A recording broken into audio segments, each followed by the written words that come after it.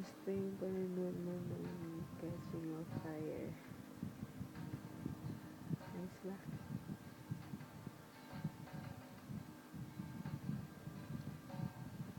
Sana nag-enjoy ka ngayon.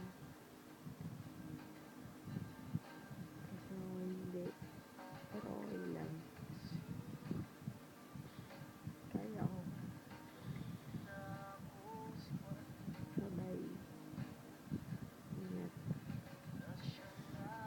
Naboboard lang ako eh. Ano lang tumatakbo sa utak ko.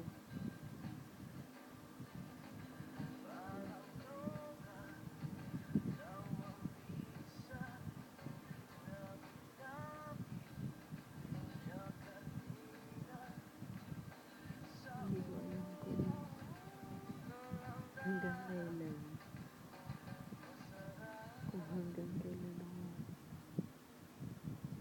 magiging ganito.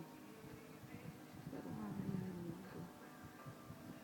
Tiis lang. Para sa umamin. Bumalik talaga yung mundo. Ngayon ko lang naisip na pwede palang mangyari yun.